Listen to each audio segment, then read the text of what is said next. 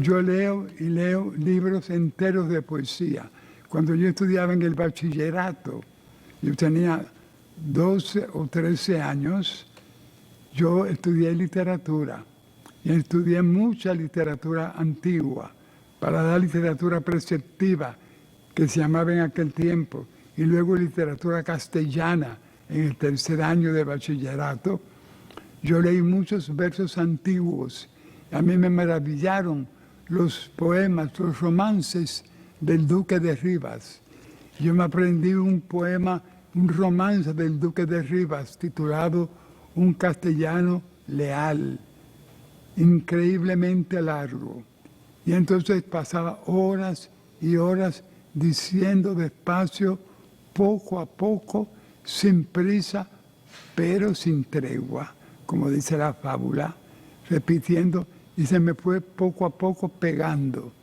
Poco a poco me fui memorizando. Luego, después hice un esfuerzo de repetir y tratar de leer una línea, y leer la siguiente, y repetir y leer las dos, y luego dos más, y dos más. Entonces empezar por la primera hasta decir 4, y después por la primera hasta decir 6 de memoria, y así sucesivamente, pero siempre lentamente y fraseando.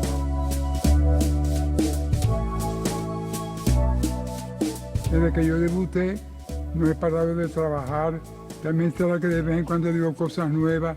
He hecho muchas cosas nuevas dentro de la poesía. He hecho otras cosas aparte de como la disposición para formar cuartetos. Que decir, he estado trabajando siempre, trabajando. Y eso parece que me ha mantenido en el favor del público. Luego he tratado de hacer lo que yo hago lo mejor posible.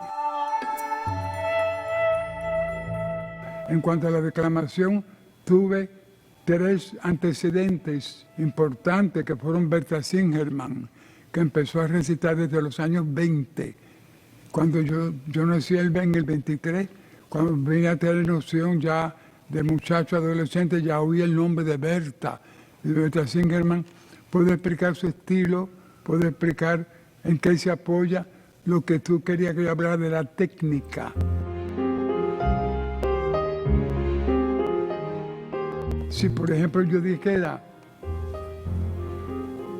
yo soy un hombre sincero de donde crece la palma y antes de morirme quiero echar mis versos del alma, eso no dice nada. Pero si yo digo, yo soy un hombre sincero de donde crece la palma y antes de morirme quiero echar mis versos del alma. Eso quiere decir que está fraseada cada palabra. Si tú dices eso una vez, lo repites y lo vuelves a repetir, ya a la quinta o sexta vez que tú te oyes, empiezas a estudiar las palabras y empiezas a estudiar el sentido de cada palabra y luego el sentido de la frase en general.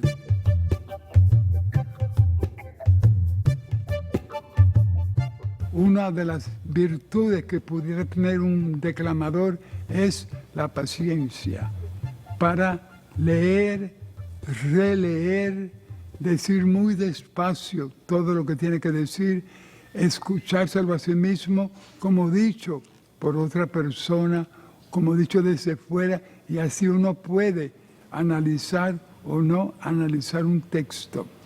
Pero únicamente con mucha paciencia y con mucha lentitud puede uno ir desgranando el sentido de cada palabra, luego el sentido de cada frase, luego el sentido de cada, digamos, cada vuelta de la palabra, cada expresión, cada línea.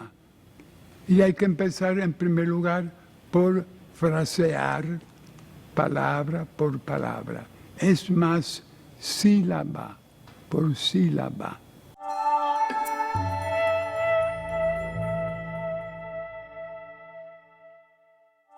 En primer lugar, la declamación es el arte de decir versos, porque hay la actuación que es la misma declamación, o sea, hablar, pero apoyado con movimientos, con interlocución, o sea, con otras personas, y eso que se llama cadena de acciones físicas, que es la manipulación, los movimientos que uno hace en el escenario, actuando.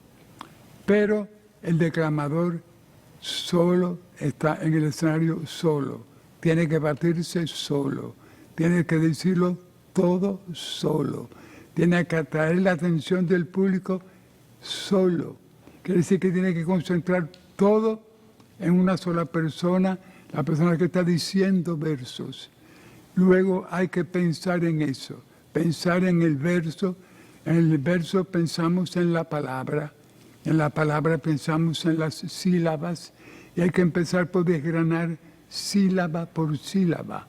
Si fuera a hablar de lo que yo he hecho, o de la forma que yo elaboro mis poemas, es lo que se llama la técnica. O sea, la técnica son los resortes de lo que separa un individuo para demostrar arte, su arte.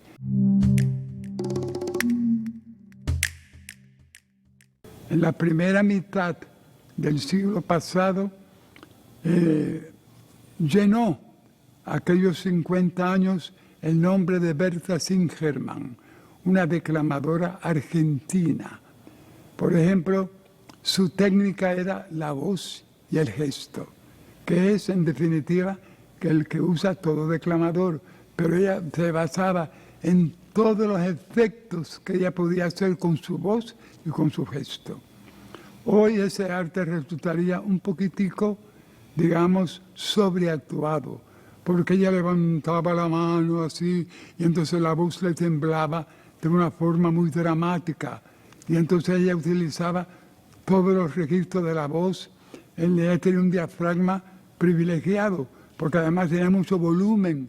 Me imagino yo que lo habría cultivado, pero lo tenía cuando ya yo la vi ya mayor. Entonces ella podía hacer notas muy graves y escucharse perfectamente en el teatro, y también muy agudas, y escuchar perfectamente en el teatro.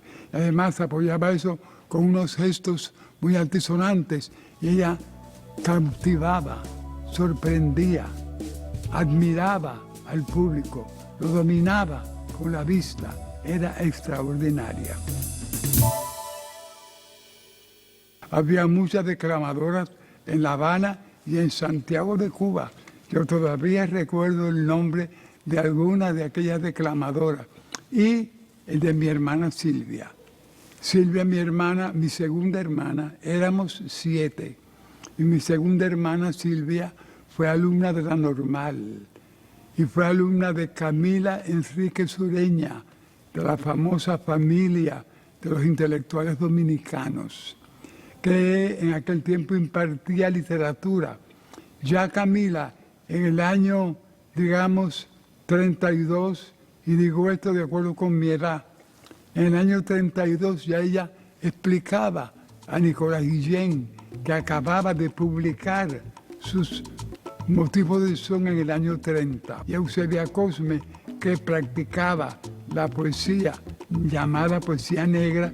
Por eso llamó mucho la atención y fue presentada por un gran declamador español que en aquel tiempo era contemporáneo con Berta Singerman, que se llamó José González Marín.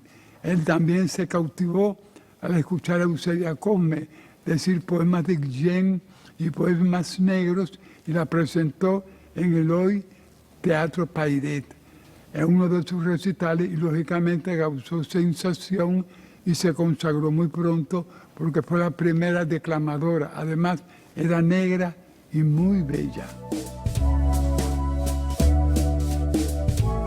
Yo empecé en Santiago de Cuba diciendo estampas santiagueras de Félix Cañé, como El Despojo, 30 kilos nada más, Me voy de Flir, que es una impresión telefónica, que fue con la que yo debuté aquí en La Habana y que tuve que decirla durante años.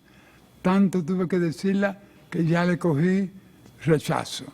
Le hice rechazo, pero una estampa, El Despojo, el Soy Maraquero, el Bongocero, eso me nutrió a mí. Luego de eso, Mi hermana Silvia recitaba también con muchísima gracia, y al caerme en las manos unas estampas en las que había voces, una de las primeras cosas que yo aprendí fue la técnica de cambiar la voz. O sea, es algo que me es fácil. Como yo te decía ahorita, el artista se arma de sus posibilidades y las despliega, las ejercita, las exagera, les saca productos, sobre todo las estudia, las intensifica. Eso se consigue nada más que con rigor, con disciplina y constancia.